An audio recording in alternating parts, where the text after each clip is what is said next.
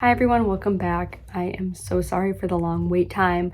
I have been just extremely overwhelmed with graduation. I'm a senior in college, and so I've been waiting to graduate, doing the final assignments I have, writing papers, studying for exams, applying for jobs on top of all of that, and it's just been extremely overwhelming. So I want to apologize for getting this video out a little bit late, but I hope you can be understanding of my situation. Also, this video is not scripted, it is not planned at all, so please bear with me if this does not make any sense or if I seem to be rambling a little bit. I wanted to spend this time and go through some of the books that I have finished so far this year.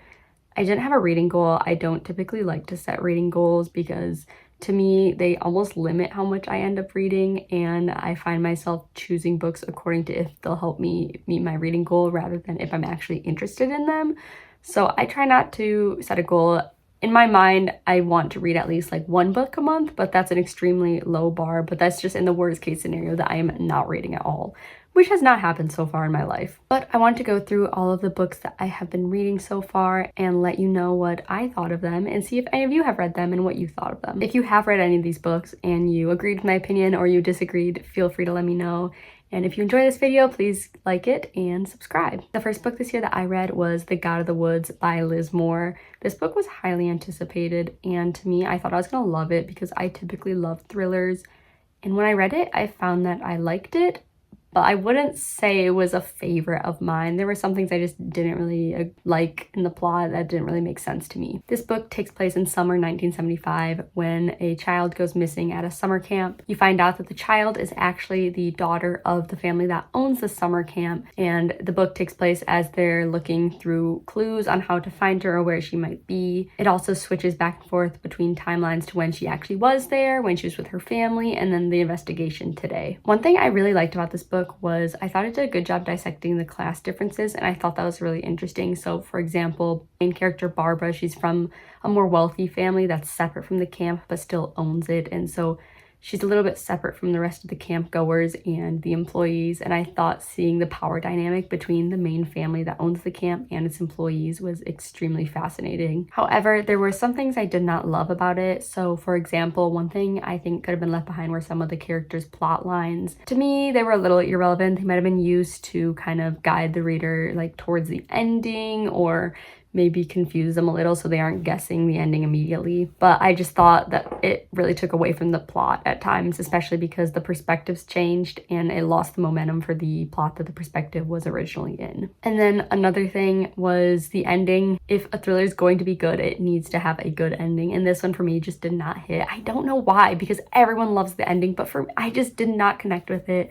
I'm not going to tell you how it ends because I don't want to spoil it in this video, but if you want to know, read it. And on top of that, I don't want to dogpile on this book because I still did like it, but there were just like small things that added up that led to me not giving it 5 stars. One thing in thrillers that I'm just tired of is like the hysterical woman trope where there's like a wired out woman who like isn't taken seriously, and normally she has some sort of mental illness or maybe she's taking substances, things like that. I've noticed that that's an extremely common trope in thrillers, and I think it's because it is unsettling. Like there's this connotation that a mother should like care for their children and stuff like that, and when they break that idea, it can be off-putting.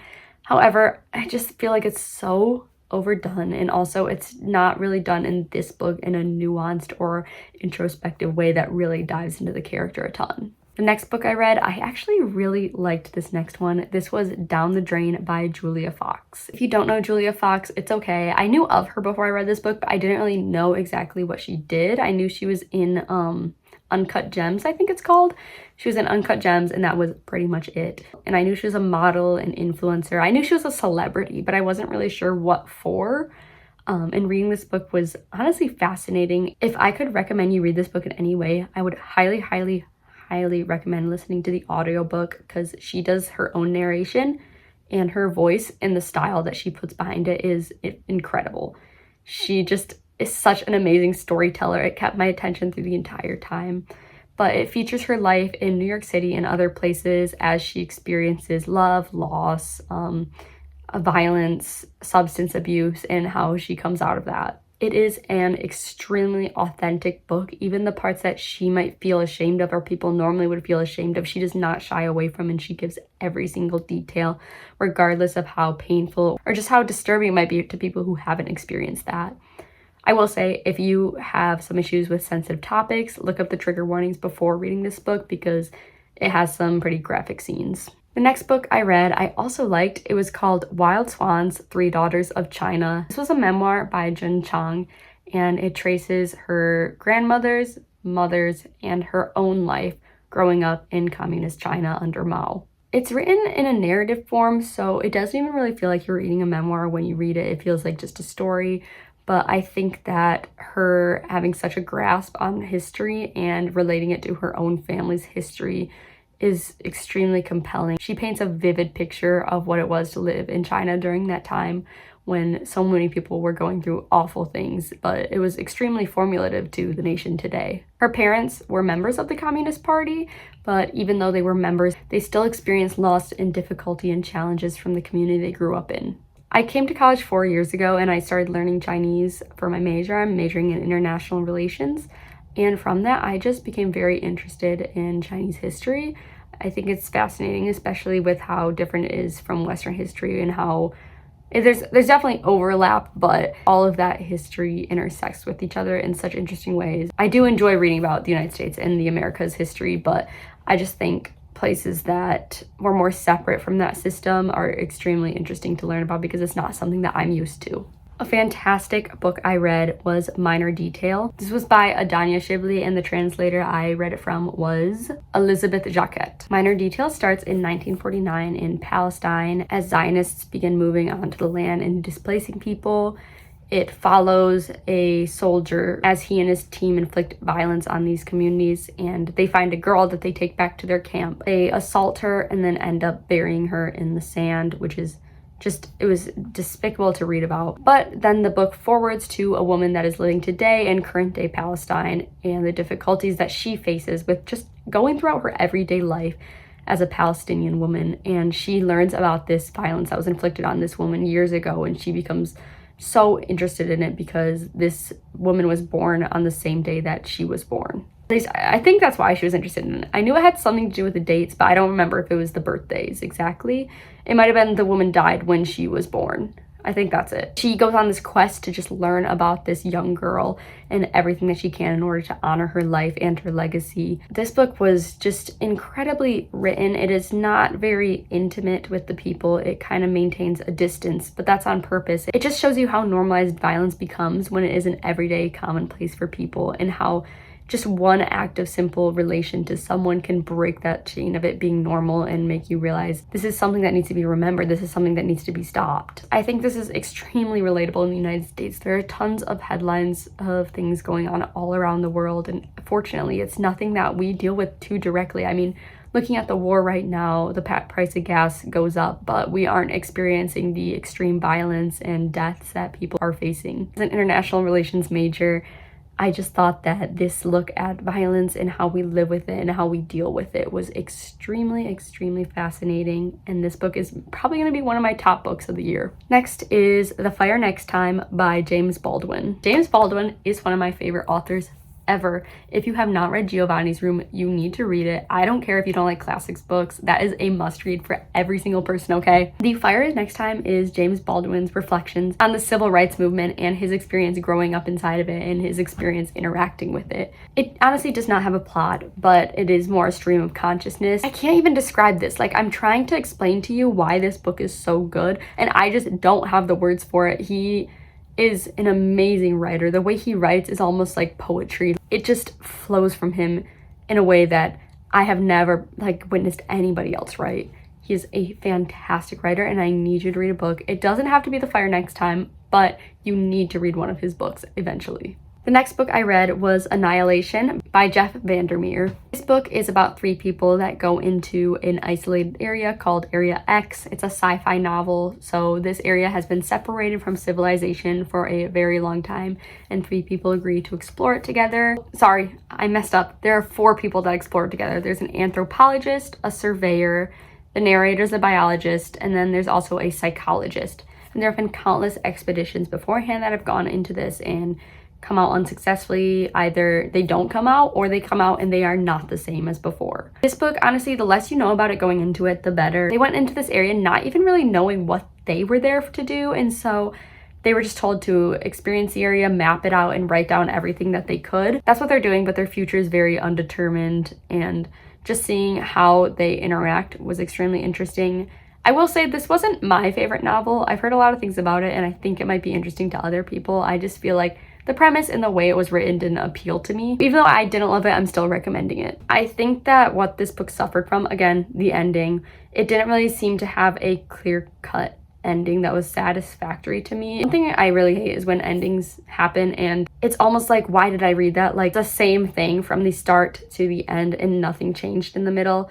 I thought something was gonna happen, and then when I got to the end, like nothing really did. So I will say it was kind of unsatisfying. I know it's a series, but I just don't want to read the other books because the ending didn't compel me to. However, if it sounds interesting to you, I recommend it to you, and I would probably recommend reading all 3 books, unlike the first one like me. Unfortunately, it seems like the first quarter of this year was filled with a lot of unexpected, unsatisfactory books. I had a lot of high expectations for the books that I was reading because many of these were on my TBR for an extremely long time, and when I finally got to them, they just did not live up to the hype I created in my mind. One of these is unfortunately Piranesi by Susanna Clarke. I was extremely excited to read this. It has super high ratings, super high reviews. A lot of people that I like book reviews from said that it was good, so I thought I was gonna love it as well. But when I read it, I just did not like it that much. It's about this person named Piranesi who's lived in a maze all his life. It's only him and one other person who he calls the other. You don't really know why he's in that maze. You don't know how he got there. You don't know what he's doing there. He is just going around collecting notes about the maze. It's honestly less of a maze, more of a labyrinth. It's a very abstract place that he lives in. Eventually, things start happening. And again, this is another book that I think you need to go in with knowing as little about as you can. But things start happening in this maze that are out of the ordinary, and he starts to question the world that he lives in. But even the premise sounds so interesting. I just am so disappointed it didn't really hit for me. I think it was maybe a little bit too abstract from what I was looking for. I found myself a little confused at times, and instead of like wanting to read more because I was confused, it just broke the experience for me. Also, there was this one moment when I thought it was going in one direction and I was really excited for the direction that it was going in, and it didn't go there, and I felt like a fool for one. Okay, sorry for the camera position change. My phone just ran out of storage and I had to delete some videos so I could record more. I was talking about Piranesi. I don't even know if I would recommend this. I know it's extremely popular. It has 3.2 stars on Goodreads, which is really high, especially for literary fiction. I just don't like it, which is hard to say when so many people do, but it's okay to go against the norm and be the black sheep of the booktube community. I'm sorry. The second to last book that I read this year was Project Hail Mary, and if you guessed if it was in preparation for the movie, yes it was, and also I watched the movie. So this is just gonna be a book review, but I did enjoy the movie. I thought it was a little bit cheesy at times, but I enjoyed it nonetheless. Project Hail Mary is about someone that goes to space, and he wakes up from an induced coma to find out he is years away from Earth, and all he knows is that he is on a mission to save humanity, but he cannot remember who he is or why he is there. Eventually, he starts to discover things, and it deals with life outside of Earth, which is the only spoiler that I'm going to give, especially because the commercials seem to have already spoiled a major plot point of the book, so you probably already know what happens in this book, but regardless, I enjoyed it. I thought it was interesting, and I really think that the author did a good job of incorporating technical science into a book that was easily understandable to most people. At times, I did find it a little bit overwhelming, and I would just kind of like skim through chapters without actually getting to know the science, but I thought he did a good job on it nonetheless because it's an extremely complicated topic. I will say I did not love their writing sometimes. I don't think the characters were fully fleshed out. The main character was like the derpiest main character that I have ever witnessed in my life. He was somehow a scientist. A lot of people say they connected with him because he was funny and relatable, but I just kind of like found myself rolling my eyes at him sometimes, especially with the gravity of the situation. But regardless, it was still interesting. I thought he did a good job like describing atmosphere in the setting as well.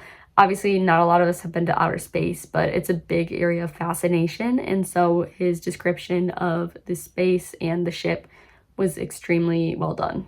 Oh, One of the things that annoyed me so much about this book, and this just might be because I deal with studying this, but it is so clear that this author like does not know how international organizations work. And there were instances where an official would just come and be like, come with me, we need to take you to the lab.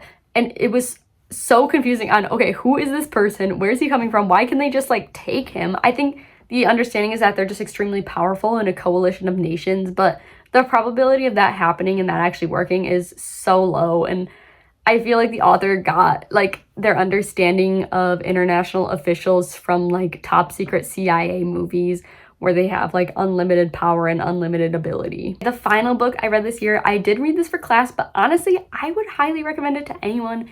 It is Nervous Conditions. I'm trying to finish this before my phone storage runs out, so bear with me if I talk a little fast. Anyways, Nervous Conditions is about a girl growing up in Rhodesia, which is current day Zimbabwe. It's honestly just an exploration of her life and her time in adolescence, growing up as a woman in this area especially, but it deals with many other important topics such as colonialism, family structures, religion, and hierarchy. The author was extremely young when she wrote this, and I thought her insight into these topics was particularly relevant even to today and extremely insightful for how young she was. I just don't think I would be able to write a book like this on my life today and have it come out as well as hers did. So if you are interested in reading books from other nations or expanding your reading horizons, this one's written in English. It is not even translated, so it is so accessible for people who already speak English. Those are all of the books that I've read so far this year. I'm hoping to have another video up for you soon, but I'll see if life gets in the way. If you have any other books that you recommend based on these recommendations that I have, let me know in the comments, of course, and I hope to see you again next video. Bye-bye.